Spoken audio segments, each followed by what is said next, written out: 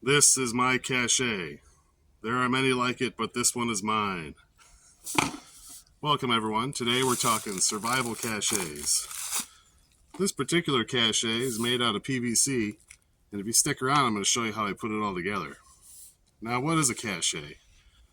A cache is just some kind of container that you can hide or bury, or even maybe submerge underwater to stash some supplies or valuable items. For example, if you had a couple of these in your yard and there was a house fire, you could have copies of all your insurance paperwork, birth certificates, stuff like that, credit card information, safely tucked away where no one's going to find it. You could also stash a couple of these along your bug out route or your go home route as like a resupply. Or just put things in that you don't want to carry because they're too heavy and you only need them one time, like a tarp for overnight or something like that. You could use your imagination. It really depends on your set of circumstances, your environment.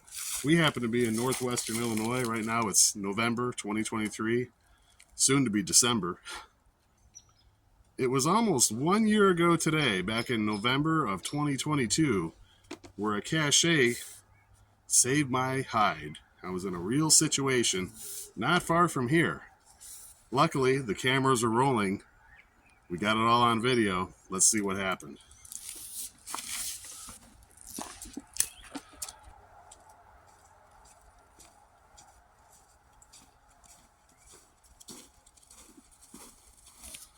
Hello there.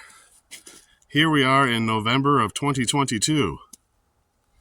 Gee, I wonder if I'll be wearing the exact same clothes a year from now. Yeah, anything's possible. Anyway, it's getting pretty late and we need to set up camp. But unfortunately, I don't have enough supplies in my pack. So it's a good thing I hit a cache in this very area. Let me go dig it up and I'll show you what I had inside of it.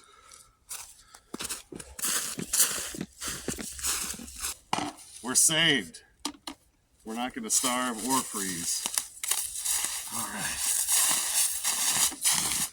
Okay, let's get this thing open. Oh, I don't have that funny little wrench thing, and it's too... Hang on a minute. I've got a trick. So these clean-out caps can go on pretty tight. Unless you've got a big-ass wrench or something like that, sometimes it can be hard to get off. But if you take two sticks, you can really get a good grip and use leverage to your advantage. Okay, thank goodness. We got her open. We're saved. All of our problems are solved because of a little pre-planning and foresight, a little ingenuity. All right, let's see what we've got in here. Oh boy, I'm excited.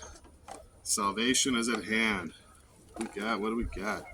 Ooh, a good pair of alpaca wool socks from the Hallow Company. If you're looking for a good pair of socks that'll keep your feet warm and dry, click the link in the description below. It'll take you right to the Hallow website. See what they got to offer. It's an affiliate link. I get a small commission if you end up buying something. So thank you if you do. What else? What else? Hot and spicy Spam. We're eating good tonight. And some sour cream and onion Pringles. They're in the green can. That keeps it tactical. All right. What else we got in here? Ooh. All right. Survival at its finest. All right, let's head back to the lab. I'll show you how I made this. Okay, so what we've got here is a piece of 4-inch PVC pipe. We've got a cap. We've got the female adapter. It's got the threads on the inside here. And we've got a clean-out plug. The clean-out plug screws into the female adapter. We've also got some PVC primer, some PVC cement, and a little bit of Teflon tape. So, first thing we got to do is we've got to prime the PVC. Let's get this primed up. We're going to use our purple primer. It's pretty messy stuff. Make sure you put down something in case you spill or make a mess. I should say when you spill and when you make a mess. And prime it all the way around. Get on in there. Don't be cheap with this stuff. We're going to prime both pieces that are meant to fit together.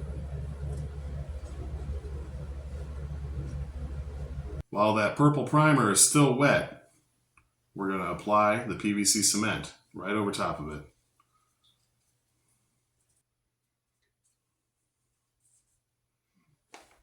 Now we're going to take both pieces and we're going to fit them together and just give it a little quarter of a turn. Push it all the way in there. All right. Now what's going to happen here, there's a chemical reaction that's going to fuse these two pieces together, almost like they're welded together. Okay, so we've primed both pieces all the way around. We've got our cement on there all the way around. Don't be cheap with it. Push that on there as far as it'll go. Give it a little quarter of a turn.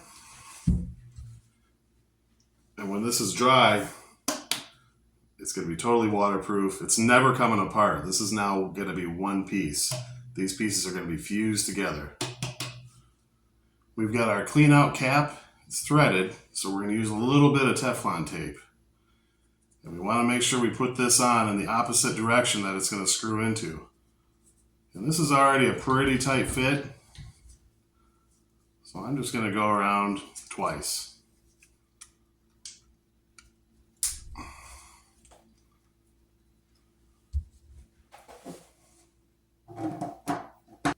Okay, tighten that all the way down, you're all set. This could be buried, this could be hidden, this could be submerged underwater. And like I said, it can be any length. This one's what, about 2 feet? It could be this long, it could be 16 feet long, however long you can get some PVC pipe to come in. So if I wanted to camouflage this, I'd use basically just spray paint. But anytime you paint something, use a primer. I've got here a good universal bonding primer. It should have no problem sticking to this PVC, which is kind of smooth and shiny. After the primer dries, I've got me some Krylon camouflage paint. Ooh, special to make camouflage. It doesn't have to be camouflage paint. I do recommend that you use a flat sheen paint, meaning it's not going to be shiny. Wouldn't want to use like a high gloss black or something like that. So of course we've got some of our favorite colors here. We've got olive drab green and forest green. Okay, the paint job's all done. I decided I would add a little splash of brown to my camouflage. I did that by using a flat red primer. It's usually meant for like metal and stuff, but again, it's not shiny, it's not high gloss, it's a flat paint. I really like the way it turned out. If you like this video, hit that like button. Subscribe, leave a comment. I really would appreciate it. All right, until next time, have a good one.